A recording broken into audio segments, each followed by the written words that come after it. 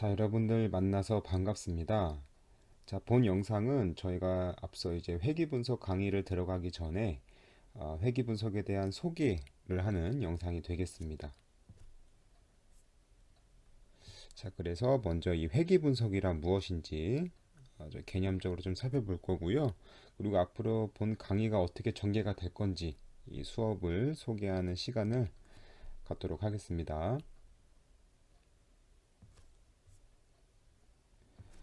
자, 먼저 이 회귀 분석, 우리가 리그레이션 어널리시스라고 하는데, 이 회귀 분석이라고 하는 것은 우리가 관심 있어 하는 이 변수들 있죠? 이 변수들과의 관계를 규명하고자 하는 대표적인 통계 방법론이 되겠습니다. 자, 우리가 최근에 나오는 머신러닝의 기법이라든지 혹은 여러 가지 통계적 이 모델링 이 기법들을 자세히 들여다보면 이 본 강의 이 회귀 분석의 개념이 어, 내재되어 있다는 것을 우리가 알 수가 있습니다. 그래서 본 이 회귀 분석은 광범위하게 사용이 되기도 하고 여러 가지 모형의 기초가 되는 이런 분석 방법, 이 통계 방법이 되겠습니다. 자, 우리가 이 회귀 분석의 개념을 좀 돕고자 하나 예를 준비했는데요. 자, 먼저 우리가 이 TV 광고 투자액이라고 하는 변수가 있고 이 매출액이라는 이 변수가 있습니다. 그래서 우리가 알고 싶은 것은 이 TV 광고에 대한 투자액을 했을 때, 투자를 했을 때 이 매출액이 얼마만큼 이어지는지 이 두 개의 관계를 좀 살펴보고자 하는 것이에요. 그래서 총 이 5가지의 샘플을 얻은 것입니다. 그래서 예를 들어서 만약에 TV 광고에 300만 원을 투자했을 때 매출액이 한 1000만 원 나온 것이고요. 그리고 TV 광고에 1100만 원 투자하게 되면은 매출액은 3000만 원, 500만 원 투자했을 때 1500만 원의 매출액을 이렇게 나타낸 것입니다. 그래서 우리는 다음과 같이 요 Y라고 하는 것이 이제 매출액이 되는 것이고 이 예상 매출액을 이 TV 광고에 대한 어떤 이 관계에 대한 함수를 통해서 우리가 이 관계를 살펴보는 것이죠. 이런 모형은 우리가 회귀 모형이라고 할 수가 있습니다. 그래서 우리 회귀 모형을 통해서 우리가 알고 싶은 것은 이런 것이죠. 예를 들어서 만약에 TV 광고 투자액을 만약에 내가 400만 원 투자를 한다면 그때 이제 예상 매출액은 어떻게 될 것인가? 예측적인 관점에서도 우리가 살펴볼 수가 있고요. 또는 이 TV 광고 투자액을 100만 원씩 이제 증가를 시키게 되면은 그때 예상 매출액은 어떻게 증가할 것인가? 이런 어떤 그 관계, 인과관계를 또 이 회귀 분석을 통해서 우리가 답변을 하고 싶은 것입니다. 자, 그래서 만약에 하나 예를 들어 보겠습니다. 다음과 같이 우리가 회귀 모형을 두 가지를 설정을 했다고 할게요. 즉, 두 가지 함수를 우리가 고려를 했다고 할게요. 이때, 자, 그럼 우리가 이제 함수를 알고 있으니까, 이 함수식을 알고 있으니까, x를 집어넣었을 때 이 y에 대한 예측값을 우리가 얻을 수가 있겠죠? 그래서 각각 예상 매출액을 다음과 같이 이렇게 얻었다고 합시다. 그래서 실제 우리가 주어진 이 매출액과 예상 매출액과의 그 비교를 해보면 어떻습니까?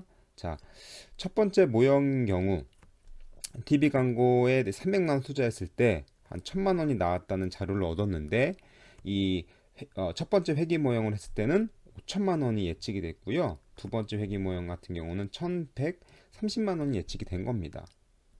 자, 그래서 이런 그 실제 요 Y 값과 예상 매출액과의 비교를 해보게 되면은 어떻습니까? 바로 이 두 번째 모형에서 예측한 것이 우리가 이 Y와 서로 더 가깝다고 볼 수가 있죠. 그래서 모형의 정확도, 예측의 정확도는 두 번째 이 함수 형태, 즉 회귀 모형이 더 첫 번째보다 더 좋다는 것을 우리가 쉽게 파악할 수가 있습니다.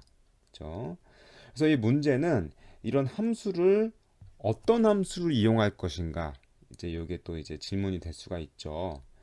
답변으로는 바로 다양하다는 것입니다.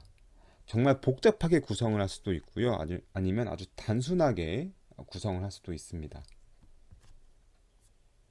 그래서 이 본 강의에서는 이 함수 형태를 바로 이 선형으로 가정할 겁니다.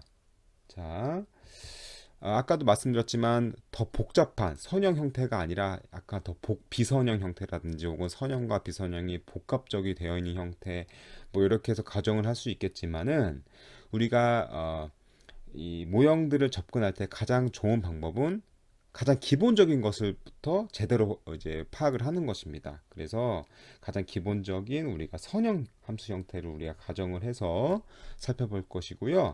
그래서 이 본 회귀 분석의 강의는 정확히 말하면 바로 이 선형 회귀 분석이라고 할 수가 있습니다. 저 리니어 리그레션 어널리시스를 본 강의에선 소개를 할 거예요. 자, 그래서 이 TV 아까 예제로 돌아간다면 TV 광고 매출액과 매출액의 관계를 다음과 같이 이렇게 어떤 그래프 형태로 관계를 찍어서 살펴보게 되면 다음과 같은 관계를 볼 수가 있는 것이죠. 그렇죠? 이거 우리가 이제 산점도라고 하는데 나중에 배울 겁니다. 스캐터 플롯이라고 하는 겁니다. 그래서 이 X축이 바로 이 TV 광고액이 되는 것이고요. Y축이 이제 매출액이 되는 것이죠.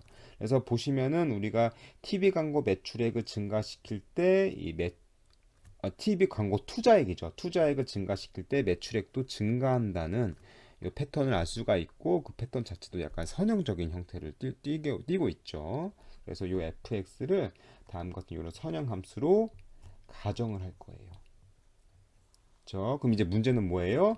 바로 이 베타 0, 베타 1을 어떤 값으로 이제 추정을 할 것인가. 이제 이게 또 문제가 되는 것이죠.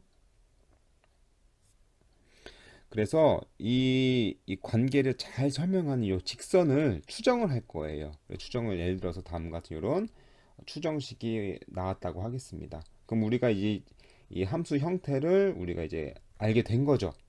그럼 우리가 이제 뭘 할 수가 있죠? 아까 맨 처음에 질문했던 두 가지 질문에 답변할 수 있습니다. 자, 만약 TV 광고 투자액이 400만 원이라면 그 예상 매출액을 구할 수가 있죠. 왜냐면 우리가 함수 형태를 아니까. x 대신 4를 대입해서 우리가 요 1377만 원이라는 우리가 매출액을 예상할 수가 있는 겁니다.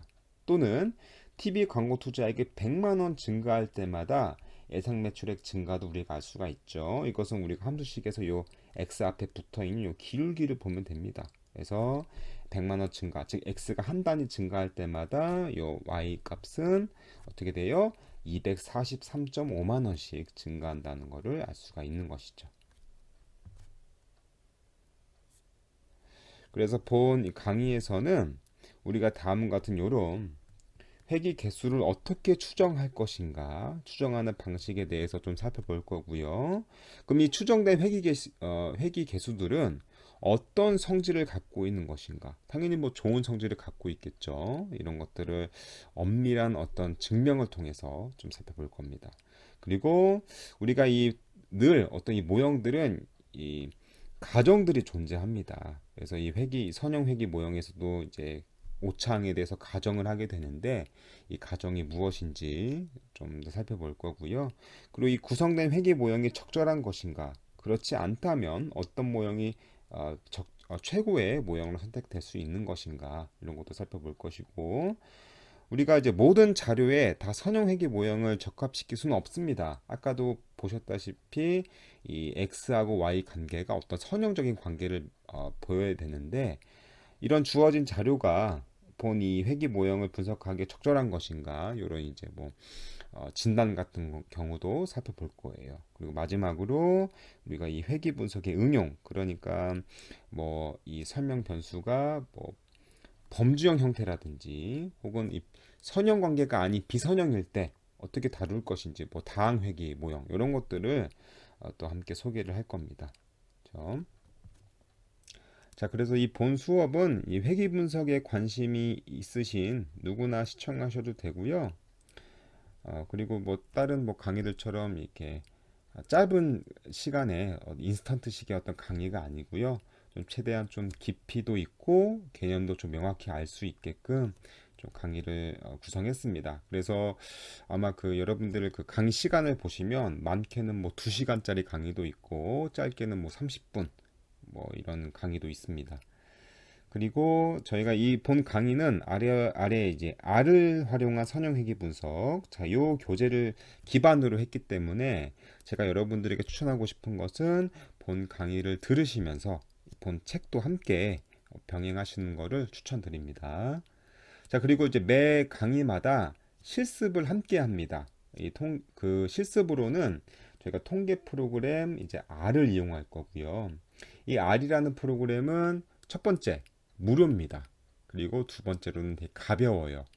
적은 용량으로서 이제 여러분 쉽게 다운 받아서 설치할 수도 있고요. 그리고 이 R이라는 프로그램은 통계에 최적화된 프로그램이기 때문에 여러 가지 패키지라는 어떤 그 개념들을 다운 받으면서 여러분들이 아마 활용할 수가 있습니다. 그래서 본 강의는 이론뿐만 아니라 이런 이제 R을 다루는 이런 것도 함께 진행을 할 겁니다. 그리고 이제 본 강의를 들으시면서 아마 문의가 있으실 것 같은데 그런 문의는 아래 메일로 주시면은 제가 뭐 바로 답변은 못 드리더라도 최대한 좀 드리려고 노력을 하도록 하겠습니다. 아래 메일로 연락 주시면 되겠습니다. 자, 그래서 본 강의에 대한 것은 총 이제 15개 강의로 이제 준비를 했고, 자, 본 강의가 이제 첫 번째 강의하는 소개가 되겠고, 이제 다음 주부터는 이제 본 회계 분석을 들어가기 앞서서 통계학 입문 수준의 이 기초 통계 분석을 3주간에 걸쳐서 진행을 할 거예요. 그래서 뭐 확률 변수라든지 확률 분포의 개념, 통계적 추론, 즉 추정과 검정에 대한 개념도 살펴볼 것이고 상관 분석까지 한번 정리하는 시간을 갖도록 하겠습니다. 자, 그리고 이제 본 회계 모형의 가장 간단한 형태인 즉 설명 묘수가 한 개인 단순 선형 회계 분석을 이것도 총 3주간에 걸쳐서 좀 자세하게 다룰 거예요. 이 단순 선형 회계 분석을 좀 여러분들이 잘 이해를 하시면 이거를 확장한 것도 쉽게 좀 이해할 수가 있거든요. 그래서 이렇게 구성을 했고, 만약에 설명 변수가 한 개가 아니라 여러 개로 확장이 되게 되면 이거를 좀 다룰 때는 우리가 행렬을 이용합니다. 그래서 가장 기초적인 선형대수라는 이 강의를 이제 8주차에 소개를 할 겁니다. 만약에 내가 행렬에 대해서 어느 정도 개념을 알고 있다 그러면은 뭐 이거는 스킵하셔도 상관없습니다. 그래서 이거를 여러분이 수강을 하시면 그 다음 이제 2주에 걸쳐서 이제 다중선형 회계 분석, 즉 아까 소개해드린 설명 변수가 여러 개인 다중선형 회계 분석을 진행을 할 거고요. 여기까지가 이제 모형에 대한 소개가 되겠습니다.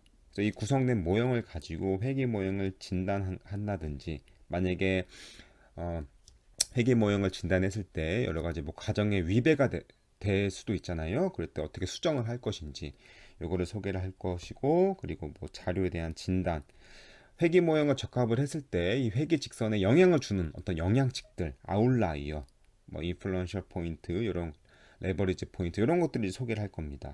그리고 최적의 이제 회계 모형을 선택하는 이런 방법들도 14주차 때 소개를 할 거고요. 마지막으로 우리가 이 설명묘수 형태가 범주형 타입이라든지 혹은 다항 회계 모형을 통해서 선형이 아닌 형태도 좀 적합을 하는 이 선형 회계 모형의 응용을 마지막 주차 때 소개를 할 겁니다. 자, 이 강의들이 아마 여러분이 수강하시는 게 아마 쉽지는 않으실 겁니다. 쉽지는 않더라도 이 강의를 완강을 하시게 된다면 여러분들이 어떤 그 회계 모형을 바라보는 시각이라든지 그런 깊이들이 분명히 달라질 것이라고 확신을 하고요. 그리고 이와 더불어 R이라는 어떤 이런 프로그램에 대한 어떤 활용도 여러분이 익히실 수가 있습니다. 자, 이렇게 수업을 소개를 했고요. 그러면 다음 주부터 다음 강의부터 본격적으로 진행해 보도록 하겠습니다.